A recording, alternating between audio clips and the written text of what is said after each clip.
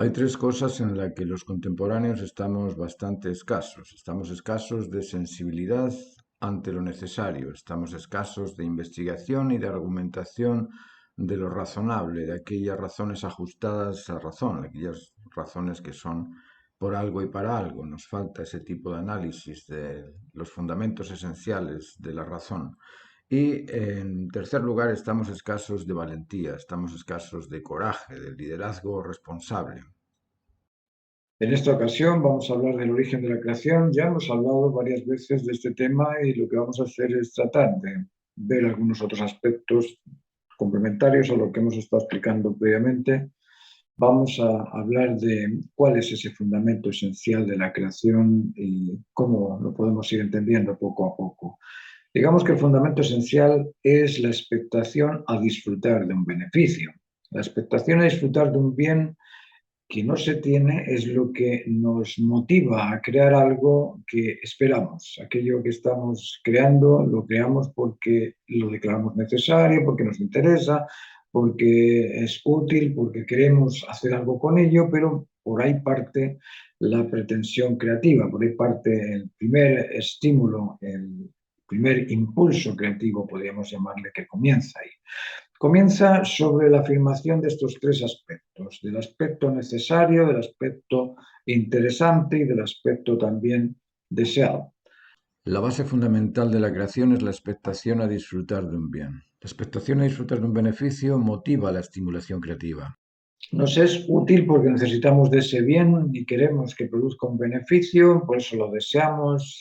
Nos interesa realizarlo porque se justifica, se ajusta a aquella razón que lo declara necesario y por eso nos interesamos por crear, o bien necesitamos simplemente de crear algo porque sí, porque se siente que es necesario para algo. La creación exige tres aspectos fundamentales: la sensibilidad, el conocimiento y la voluntad. Luego, emoción, intelecto y voluntad están insertos en el proceso creativo. Si la creación, que es un propósito objetivo, exige expectación, que es la pretensión, esa creación se siente necesaria, de donde se deduce que el origen creador es sensible. Por ahí podemos comenzar. Comenzamos con que el origen de la creación es una necesidad y la necesidad es un aspecto sensible. Si la creación se espera coincidente con la causa, esa coincidencia, concordancia, parecido, correlatividad, ajuste, esa creación se justifica por una razón y para alguna razón, de donde se deduce que el origen creador dispone de raciocinio o razonamiento intelectivo, puesto que el intelecto es la capacidad de reconocer la razón. Luego, el origen creador es también un origen intelectual, porque se debe a la razón que lo declara necesario. Luego ya tenemos que la creación se origina en un aspecto emocional y un aspecto intelectual interconectados. No podemos separar el uno del otro porque la razón que lo declara necesario es una necesidad y es una necesidad sensible y también un razonamiento intelectual, pero además hay un poder en el crear. Si la creación existe realizada, demuestra la existencia de un proceso de desarrollo de una intensidad y potencia en el poder realizarla y de una voluntad intencional, selectiva y poderosa capaz de establecer su cumplimiento. Luego, el origen creador dispone también de voluntad. Esto, cuando uno lo analiza de una forma independiente, lógicamente va a pensar que, yo estoy creando porque necesito algo. Me quedo con esa respuesta, la respuesta emocional. A mí me interesa hacer algo por la razón que tengo, es un raciocinio intelectual, me quedo con eso. No, es que tengo muchas ganas de hacerle, por el deseo lo voy a crear. Si observamos las cosas de manera singular y de manera diversa, la diversidad de las cosas es múltiple. Si analizamos las cosas aisladas de su origen y aisladas también de su finalidad, no podemos comprender esa cosa. Pero si empezamos a comprender que todas las cosas son una dual trinitaria, una dual trinidad, que en todas las cosas hay una unidad, hay una complementariedad dual y hay también una explicación trina, es decir, son tres aspectos los que contiene esa dualidad complementaria de la singularidad que estemos analizando. Seguramente os habéis dado cuenta que cuando analizamos al átomo decimos que es un protón y un electrón, pero no consideramos la naturaleza directiva, es decir, hay una fuerza, hay una velocidad, hay una intensidad ahí, pero no la consideramos, nos quedamos simplemente con los dos aspectos externos. Analizar las cosas externas sin comprender su razón de ser ni su origen, es decir, por qué y para qué, si no lo analizamos en esa trinidad del qué dentro de un por qué y un para qué, no desarrollamos nuestra inteligencia porque no nos quedamos con la razón justa, no comprendemos la verdad completa de las cosas. Por eso tenemos que analizar esa trinidad de esa dualidad y de esa unidad singular que estamos observando. El estudio de la naturaleza indica que la creación o el cosmos es un conjunto de elementos inclusivos interrelacionados. Qué curioso, ¿verdad?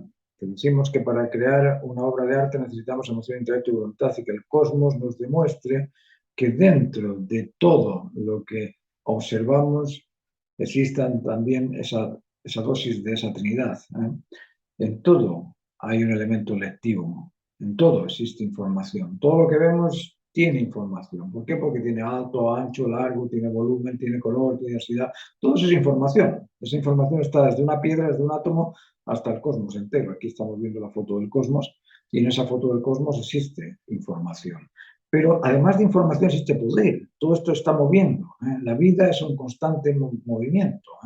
Decimos que aquello que está vivo es porque se mueve. El cosmos está dando vueltas todo el tiempo. También debe haber algún tipo de existencia viva ahí para que todo esto se mueva. Algún tipo de fuerza creadora. Si decimos que la vida es el conjunto de fuerzas que permiten la consecución de un propósito, hay un propósito circular y ese propósito circular se debe también a las fuerzas del movimiento. Luego, el cosmos es un orden de aspectos ordenados en base a una ordenanza. Esto se nos pasa de largo. Muchas veces hablamos del cosmos, del universo, hacemos un montón de ritos para la energía cósmica, universal, y no nos damos cuenta de que el cosmos es una palabra que significa orden en griego, y si existe un orden, debe existir también una ordenanza que lo ordena, y ordenados en base a esa ordenanza, es decir, el orden no es una cosa sola.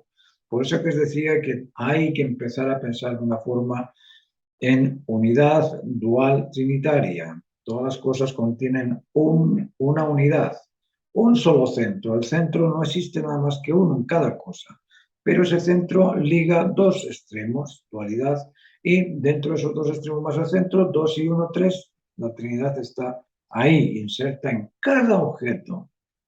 Esto no es un aspecto filosófico, no, esto es un aspecto real, real. Dime qué realidad no contiene un centro. Dime qué realidad que observes no contiene los extremos, siempre y cuando sea una realidad física. Eso no funciona dentro de la realidad psicológica, pero dentro de la realidad física sí que funciona. Luego, la ordenanza o normas de la naturaleza han sido estudiadas en sus aspectos parciales, diversos, pero no en sus fundamentos esenciales, homólogos o inmutables. Nos fijamos en la forma de la taza y nadie se da cuenta de que esa taza se basa y existe en base a un centro. Si no fuese por el centro de la taza, no podríamos decir que eso es taza. Imaginaos una taza que no tiene centro. No existe. ¿Te os dais cuenta de que lo más importante es lo que olvidamos? Nos damos cuenta de la de casa, el tejado, decimos, es una pirámide, eso es un cubo, eso es un prisma, pero ¿por qué no atendemos a que lo más importante de ese prisma, ese cubo, esa pirámide, es su centro? Porque en base al centro podemos crear el área del volumen y todo lo demás. Podemos comprender la existencia y la razón de esas cosas. Y no solamente fijarnos en el aspecto externo de que las cosas bidimensionales o tridimensionales tienen un centro, sino también en buscar el porqué y el para qué del qué. El porqué y el para qué de eso que estamos analizando es lo que nos lleva a encontrar la razón que lo justifica necesario. Luego, la ordenanza o normas de naturaleza han sido estudiadas en sus aspectos parciales, diversos, pero no en sus fundamentos esenciales, homólogos o inmutables. La naturaleza es una totalidad interconectiva, compuesta de aspectos duales complementarios regidos por un centro de atracción que, rechazando los mismos polos para ligar complementarios, permite la perpetuidad de los procesos de desarrollo de cada una de las finalidades específicas de cada especie. Y tenemos polo positivo y polo negativo. Y dos polos positivos no se juntan, dos polos negativos no se juntan, pero los dos, positivo y negativo, sí se juntan. Sobre esta base, la dualidad de energía-fuerza origina la creación de cada una de las especies en su finalidad específica. Energía es un compuesto trino. En la energía existe intención, selección y poder. Vale, qué bien. Acabo de decir algo que pareciera ser normal para mí, que lo digo, pero y para los científicos, y para los filósofos, y para los religiosos. Esto de que la energía contiene intención, selección y poder es muy raro, ¿no es cierto? Sí, ¿por qué? Porque estamos acostumbrados a que todo surge de un pum, de un gran pum, perdón, de un Big Bang, que suena más bonito. Pero eso de que en el Big Bang es una cosa casual, espontánea, que surge porque sí y origina todo este orden, ¿nos parece demasiado simple? Es muy simple creer que todo empezó en un bombazo. Ahora que estamos con la guerra de Ucrania, yo no he visto ninguna explosión de esa que deje todo bien armadito y ordenadito, que deje todas las viviendas bien pintaditas, bien ordenaditas. Al contrario, lo deja todo destrozado, todo deshecho. Bueno, todavía hay gente que piensa que de una gran explosión surgió el orden cósmico. ¿De dónde se deduce que la energía contiene intencionalidad? Una es casualidad, una vez; dos es coincidencia, dos veces; y tres o más ya son tendencia. Esto, claro, si tú ves que el orden es una vez, explota y surge un orden minúsculo, un solo orden, una ocasión, bien, vale, es casualidad. En dos ya es coincidencia, ya es extraño que el hidrógeno y el oxígeno recorran, siendo dos masas completamente distintas. Vamos a poner el hidrógeno y el helio, que están más cerca, sean dos círculos constantes. Ya es extraño. Pero cuando te fijas en los gases y ves que todos los gases giran uno alrededor del otro y el protón y el electrón gira el electrón alrededor del protón y siempre igual en una y en otra y en aspectos distintos, es decir, eso pasa en el hidrógeno, en el helio, todos los elementos simples ocurre la misma cosa. Entonces, ya no me digas que eso es por casualidad, por un Big Bang, por una gran explosión y por algo espontáneo. Eso es una consecución de aspectos es una repetición de aspectos consecutivos. La creación de los elementos simples del hidrógeno, por ejemplo, es una completa rotación y traslación, es un orden consecutivo de orientación, dirección y recorrido. El elemento simple, sea cual sea, se debe al poder de una determinada fuerza de empuje o presión en algún tipo de intensidad basada en la potencia de un recurso de empuje. Pero además del empuje, la partícula y el núcleo forman un circuito en su recorrido, por lo tanto comprende una determinada y muy precisa orientación en su curva y dirección. La orientación, dirección y recorrido son productos derivados no de una casualidad al azar, sino de una clara y determinada intención mediante una selección y poder. La fuerza es manifiesta, la intención, selección y poder de la orientación, dirección y recorrido establecido son solo inducidas o deducidas por la observación humana. Aquí tenemos algo que se mueve, tenemos una flecha desde un punto hasta otro punto. En esa flecha hay fuerza, presión, intensidad y potencia, si no, la flecha no puede ser originada. Pero existe además orientación, dirección y recorrido. Esto no va para cualquier lado, va de izquierda a derecha. Y si hacemos un circuito nos pasa exactamente igual. Tenemos una continuidad de puntos ordenados con intención, selección y poder, con la intención de volver a su inicio, con la selección de la orientación en cada punto, en cada momento, en cada instante de ese proceso para poder llegar a su término. ¿Cómo es posible mantener un circuito oval o circular sin un poder de empuje o presión, sin una justificación por una orientación en una dirección específica y con un recorrido preciso? Orientación, dirección y recorrido son tres aspectos derivados del sistema de rotación y traslación del elemento giratorio. ¿Y cómo es posible repetir una y otra vez los elementos simples sin intencionalidad, selectividad y poder, que impulsan al recorrido orientado en la dirección de establecer una finalidad específica? Otro átomo, otra partícula, otra molécula, ¿cómo es posible eso? ¿Cuál es el acto que ocurre sin una razón de ser? Si me pueden contestar esta pregunta, ¿cuál es el acto que ocurre sin una razón de ser? ¿Algún acto sin un por qué y sin un para qué? Piénsenlo bien.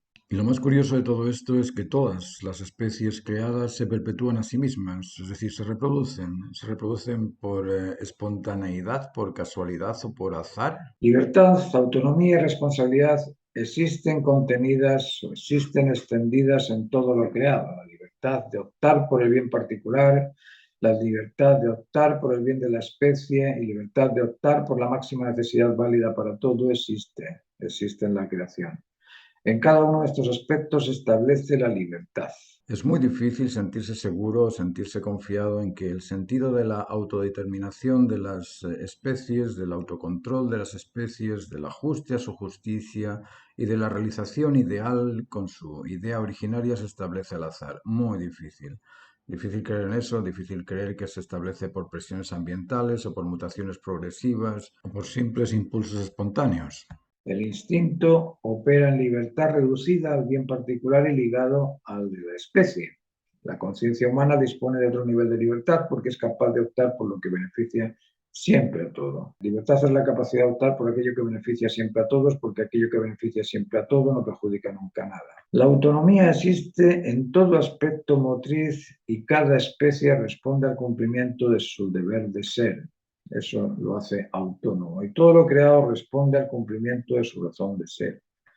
Estas son cosas que observo nada más. No sé si ustedes las observan igual, yo las observo. Las especies operan en este tipo de libertad de modo automático. Si os fijáis, las especies por sí solas se dan por el bien de todo. Todos los seres ejercen un dominio sobre algún tipo de espacio. Al gato le puedes acariciar, pero en algún momento el gato te va a mandar a la cresta porque no, porque va a decir, no, hasta aquí llegó.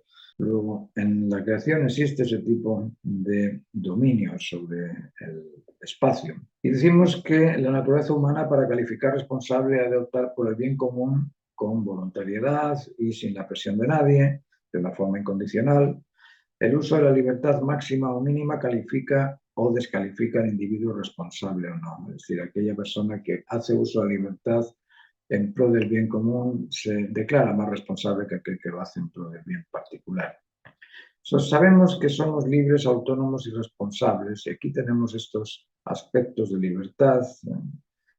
A ninguno, a nadie le gusta sentirse atado, a todos nos gusta sentirnos abiertos, seguros dentro de la creación, responsables también de cumplir nuestro rol, ya sea masculino o femenino, ya sea de padres o de hijos, ya sea de mayor o menor, ya sea de experto o inexperto, pero nos damos cuenta de que esa libertad, autonomía y responsabilidad también se comparte con la creación. Si habéis visto, la energía contiene esa intención de buscar los polos negativos ahí donde se encuentra. Y os fijáis en la figura que forma este rayo, es muy parecida a la figura que forma este árbol. También se ramifica en base a un origen. El origen del árbol está ahí abajo, la semilla, y se va ramificando hacia el oxígeno o la luz del aire. Cuando observamos un árbol parece que las ramas fuesen hacia cualquier lado, pero no van buscando la luz, van buscando aquel elemento vital que les permite crecer. Lo mismo que cuando vemos un rayo también, vemos que la luz se expande y parece que se expande hacia cualquier lado, pero no va hacia cualquier lado, va hacia la Tierra, va hacia aquel polo negativo. Funcionan exactamente igual. El rayo va buscando el polo negativo, el árbol va buscando la luz, va buscando aquello que lo alimenta. Luego, la energía contiene intencionalidad, selectividad y poder. Y si la energía se transforma, si decimos que la energía ni se crea, se destruye, pero se transforma, bueno, para transformarse necesita intención, selección y poder. ¿Cómo puede transformarse en qué? Si se va a transformar la energía, que es simplemente un poder en potencia, se va a transformar en un impulso móvil, en una presión, en una intensidad. Si se tiene que transformar en presión y intensidad, esa energía necesita de la intención de hacia dónde presiono, si hacia el frente, hacia arriba, hacia abajo, hacia qué lugar. Y si la presión va a ser continua, pues lógicamente más, ahí sí que necesitas intención y selección. Y luego también el poder de hacerlo. Ahora, cuando esas cosas se analizan y se descubren y te sirven para sentirte más seguro, bien. Cuando no se comprenden, cuando no se ajustan, cuando no te aseguran, cuando te pones a dudarlas, pues bueno, te quedarás con incertidumbre y bueno, si vives tranquilo con incertidumbre, me parece muy bien. Hay que respetar a todos, uno debe respetar tanto al dubitativo como al seguro de sí mismo. Bueno, si está seguro por algo será. Si está dudando por algo será. O sea, que en ambos casos tienen los dos una razón de por qué están seguros o inseguros. Pero la energía contiene intencionalidad, selectividad y poder cuando uno la observa. La transformación de la energía en fuerza se establece mediante el poder de la presión selectivo-intencional. Frotar dos piedras transforman la fuerza en chispa. Frotar dos nubes se transforman en electricidad, en rayo, en sonido, en trueno. Cambiar la temperatura transforma el agua en hielo o en vapor, en sólido o en gas. Esas transformaciones son siempre constantes, pero también existen transformaciones reflejas o distintas, como las transformaciones genéticas o ambientales, y todas estas transformaciones se deben a la fuerza y poder de la energía. La célebre frase "la energía ni se crea ni se destruye, se transforma" definitivamente ha sido muy poco comprendida. La energía transforma su poder en potencia, intensidad y presión, con orientación, dirección y recorrido específico, de donde se deduce que en ese acto una intención, o de donde se deduce en ese acto una intención y selección. Todo acto se debe a la razón que lo justifica necesario, se debe al por y al para, al por qué es necesario y al para qué es necesario. Que es necesario, lo es, por eso existe. El por y el para son indisolubles, aquello que es por algo es también para algo. Hice el cuadro porque quería pintar, como querías pintar para satisfacer esa necesidad. El estímulo inicial de la energía inicia su labor mediante la transformación de su poder en el primer impulso. Estímulo es transformado en impulso mediante la extensión del poder de la energía originaria, es decir, dentro de la energía existe poder. Esto es lo que tenemos que comprender. ¿Qué es poder? Es una facultad transformadora. Eso es el poder. El poder del dinero, wow, transforma el dinero en creatividad. El poder del artista, wow, transforma las ideas en imágenes. Eso es el poder. El poder es una facultad transformadora. Luego el estímulo es energía y el impulso ya es presión. El impulso es fuerza. El impulso es movimiento. El estímulo no. El estímulo es pretensión nada más. El estímulo es como la fe y el impulso es la realización de esa fe. Luego la energía contiene ese impulso y ese estímulo. Si tiene una estimulación, si tiene el poder de impulsarse, la energía contiene intencionalidad, selectividad y poder. Porque si no, no tendría un impulso dirigido, tendría un impulso explosivo. Y el estímulo se transformaría simplemente en pum pum, en explosiones de sonido, nada más.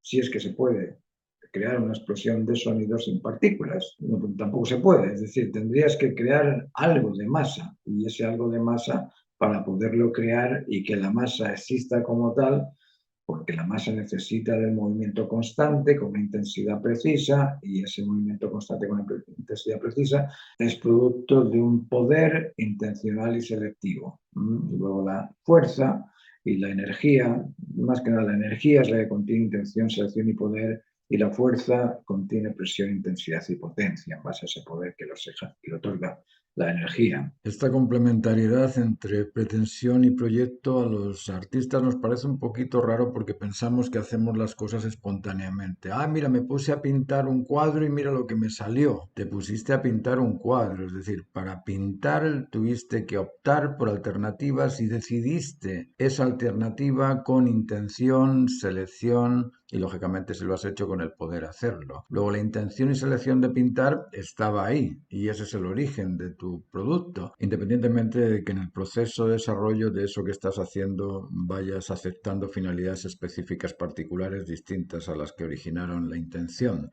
de crearlo, ¿no? Juntos, el poder y la fuerza, la intención y la energía se dirigen hacia la creación del primer átomo y de la primera partícula. Tanto la partícula como el átomo son circuitos ordenados en base a una determinada ordenanza. Se conectan en el movimiento, son ajustados, se ajustan, son duales complementarios, se ajustan al equilibrio de un centro de gravedad. Hay un centro en esta relación. Rechazan la misma polaridad, continúan mediante un proceso para la creación de un específico elemento. Resulta difícil de creer que el origen del cosmos, que es un orden, se creó por casualidad y de una forma así como espontánea. Muy difícil, ¿por qué? Porque todo lo que se ha creado existe en base a cierto orden. Hablar de que la casa se construyó sola por presiones ambientales, por azar o por algún tipo de explosión espontánea es muy extraño porque necesitas de la intención, selección y poder de un arquitecto que te vaya poniendo las cosas en su sitio, y cuando te pone primero la obra gruesa y después la obra fina y después te lo decora, bueno, pues ahí ves que están ocurriendo órdenes, y que esos órdenes están en todo lo que nosotros hacemos. Si dijésemos que no, nosotros hacemos cosas que son arbitrarias, imaginaos la misma magia. Si observamos la magia tiene siempre una justificación, siempre hay un truco detrás. No aparecen las cosas porque sí. Pensar que las cosas aparecen porque sí sería demasiado ingenuo, demasiado ingenuo, ¿eh? El mago no es mago, no existe la magia. La magia es simplemente ofrecerte algo que tú desconoces, y como tú desconoces te sorprendes y dices, pero ¿cómo? ¿Cómo surgió esto? ¿Eh? ¿De qué forma pasa esto? Bueno, todavía hay personas que piensan que sí, que eso existió gracias a una especie de impulso al azar espontáneo, y que el mago pues hizo la aparición de la paloma, que no existía la paloma dentro de la manga del mago, sino que ¡pum!, apareció sola. Bueno, como os digo, hay personas que siguen defendiendo esa idea de que las cosas se hacen por magia, por milagro, por casualidades espontáneas, pero la razón nos dice que eso no nos satisface, no nos asegura y no se justifica. Y al no ser justificable, pues lógicamente nos confunde. Luego, el primer elemento originario decimos que fue el hidrógeno. Si esto es una cosa que se haya realizado así, en primero, segundo, tercero, que también es algo que se supone. Así fueron originándose los elementos simples de la naturaleza, pero lo curioso es que estos elementos no se quedaron ahí solos, disfrutando de sus atributos, no. Se relacionaron para originar y extender una fuerza vital compartida. La unión del hidrógeno, oxígeno, carbono, nitrógeno originan el agua, el H2O, el metano, el CH4, el anhídrido carbónico, el CO2, el amoníaco, el NH3, y si se le suman a estos compuestos la luz ultravioleta, se producen azúcar, almidón y celulosa, que son elementos de los que se compone la proteína o esencia de la vida. Luego, crear la vida no es tan complicado si lo comprendemos de este modo. Estas moléculas resulta que son compuestos químicos, es decir, nosotros somos solamente química. Los aminoácidos son producidos por estos cuatro elementos: la caseína de la leche, la creatina de la carne, la oseína de los huesos, el colágeno de la gelatina, tantos y tantos más derivados de estos cuatro elementos. ¿No resulta curioso que la naturaleza sea una compuesta por valencias positivas y negativas, catión y anión, pistilo, estambre, macho y hembra, hombre y mujer? Que todas estas dualidades complementarias necesarias para la perpetuidad se completen mediante un centro gravitatorio o de atracción llamado amor o fuerza que une, y que de esa trinidad se originen los cuatro elementos interconectivos capaces de generar los procesos vitales de cada una de las especies o de cada una de las específicas finalidades de la naturaleza. ¿No resulta curioso que la creación sea una manifestación inexcusable de la naturaleza originaria? ¿Y no resulta curioso haber tardado tanto tiempo en comprenderlo? Somos fruto del padre valor y de la madre naturaleza. Valor es la finalidad, naturaleza es el proceso. La finalidad no es posible sin un proceso, y el proceso únicamente se justifica en la finalidad. Estos dos aspectos complementarios deben ser comprendidos y asumidos por cada individuo en la conquista del bien común, del sentido común y del ideal común natural humano. La inversión de posiciones y la inversión del dominio sobre cada una de estas posiciones son el causal de frustración, descontento y desgracia. Sabemos que los máximos errores fundamentales son no tomar el punto de vista de lo que beneficia siempre a todo. Cuando perdemos el punto de vista de lo que beneficia siempre a todo, no somos libres. No somos libres, porque la libertad es la capacidad de optar por aquello que beneficia siempre a todo. Cuando se opta por preferir o priorizar lo particular por sobre la totalidad del cosmos, se sufren las consecuencias del error. Esto no es un karma, esto es la naturaleza. Si yo me hidrato, lógicamente funciona. Si me deshidrato, me muero. Ahí no hay nadie que me diga, es que Dios castiga y premia. No, es que la naturaleza, operas en pro de sus normas y funcionas, o operas en contra de sus normas y defuncionas. Así de simple es. Nosotros podemos generar o podemos degenerar, dependiendo de si generamos en pro de las normas naturales o degeneramos en pro de las normas que no son naturales. Y el abandono de posición es el segundo punto. No tomar el punto de vista lo que beneficia siempre a todos es ya catastrófico. Abandonar nuestra posición de dominio, porque nosotros tenemos que dominar los instintos, el celo, las virtudes, todas estas cosas, igual que el animal domina un espacio, nosotros tenemos que dominar a ese animal que contenemos. Nosotros tenemos el animal humano y el ser humano. El ser humano tiene que controlar al animal humano alimentándole, hidratándole, cobijándole y cuidando de no caer en el apetito intragenital prematuro para no establecer un embarazo no deseado, porque el problema es ese, el embarazo no deseado, y ese embarazo no deseado, si tú lo estableces a los 12, 13, 14 años, el resto de tu vida va a ser una desgracia, porque acabas de infringir el derecho del niño, el derecho de la madre, el derecho de los padres, el derecho de los abuelos, el derecho tuyo particular, es decir, pierdes tu integridad y dignidad. Y al perder tu dignidad pasas a no poder conquistar esa pureza del ser maduro sin ese tipo de experiencia desgraciada por haber infringido las normas naturales o por haber abandonado tu posición y haberte relegado al apetito del instinto, al apetito del animal humano que hay en ti. Estas cosas son obvias, son obvias. Cuando el apetito alimenticio se apodera de ti, ¿en qué acabas? En el hospital. ¿Por qué? Por bulimia o cuando rechazas ese apetito alimenticio, pues acabas también con anorexia, acabas mal. El apetito del placer, pues lógicamente te impide la consecución de la plenitud y son cosas simples, simples. El control del apetito es necesario. Necesitamos controlar los apetitos alimenticios, hidratantes, los apetitos de aquellas cosas que nos benefician solamente a nosotros y perjudican al resto. Los apetitos hay que controlarlos y eso es normal, es una norma que debemos de ejercer. ¿Qué pasa cuando lo abandonamos? Lógicamente, la familia disfuncional nace en base a ese descontrol de los apetitos. La inversión de dominio es lo mismo.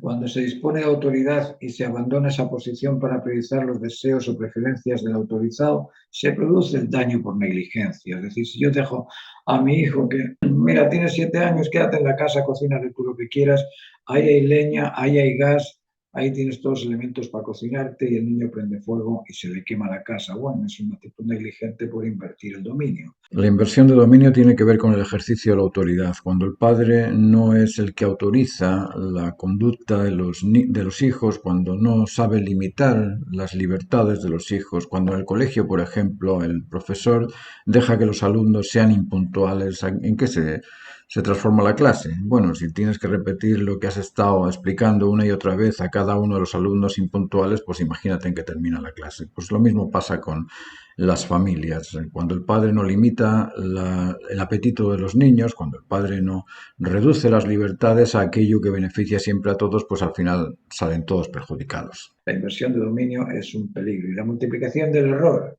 eso que tenemos tan constante nosotros, queremos ver las noticias para ver cuántos errores se han cometido.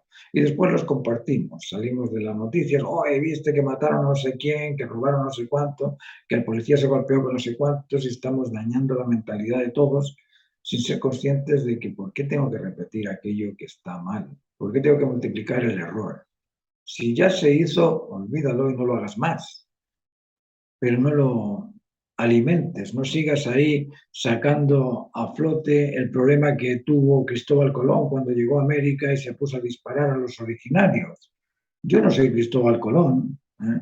Entonces, ¿por qué me tienes que cargar a mí con los problemas del otro que ya pasaron y por lo demás ya se han olvidado todas estas cosas? Hay mucha gente que saca los trapos sucios una y otra vez para ver si ve toda la gente la suciedad que hay en esa persona que saca los trapos sucios. Y lo único que hace esa persona al sacar los trapos sucios es decirle al otro, mira qué sucia soy. Lógico, pero no nos damos cuenta. Los máximos errores fundamentales son no tomar el punto de vista de lo que beneficia siempre a todos, cuando se opta por preferir o priorizar lo particular por sobre la totalidad del cosmos y sufre las consecuencias del error. Decimos que la libertad es la capacidad de optar por lo que beneficia siempre a todo. Luego, aquello que beneficia siempre a todo no perjudica nunca nada. Esa es la verdadera libertad, la libertad que te libera del reclamo, de la acusación y del rechazo. El abandono de posición, cuando no se cumplen las necesidades máximas o los deberes fundamentales, se sufre, se padecen las consecuencias de ese error.